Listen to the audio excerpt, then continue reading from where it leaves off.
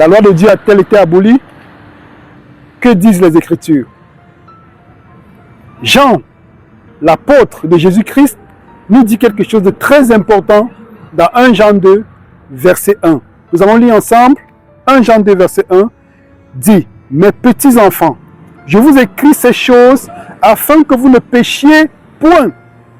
Et si quelqu'un a péché, nous avons un avocat auprès du Père, Jésus-Christ le juste. » Que dit Jean? Après la croix, après la résurrection de Jésus-Christ, après la mort de Jésus-Christ, qu'est-ce qu'il dit? Mes petits enfants, je vous écris ces choses afin que vous ne péchiez point. Qu'est-ce que le péché? 1 Jean 3, verset 4, le péché est la transgression de la loi.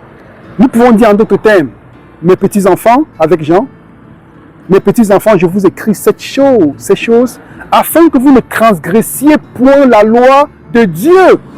Mais quelle loi? Comment est-ce que Jean peut demander aux disciples, à nous qui sommes arrivés à notre temps, de ne point transgresser la loi de Dieu si la loi de Dieu a déjà été abolie? Ça n'a pas de sens. Donc Jean nous est en train de nous dire, la loi de Dieu est éternelle, la loi de Dieu n'est pas abolie. Et il y a une autre partie, mais si quelqu'un a péché, nous comprenons que la loi de Dieu, la transgression de la loi de Dieu n'est pas quelque chose de... Ce n'est pas de la fatalité.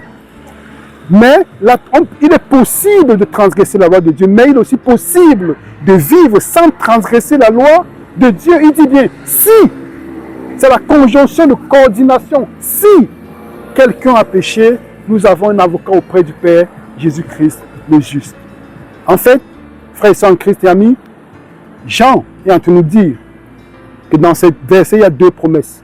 La promesse de la victoire sur le péché, la promesse de la victoire sur la volonté la victoire sur la transgression de la loi de Dieu, dans la possibilité de pouvoir marcher en harmonie avec la loi de Dieu, et la promesse de notre Sauveur, de notre Rédempteur, de notre intercesseur, Jésus-Christ le juste.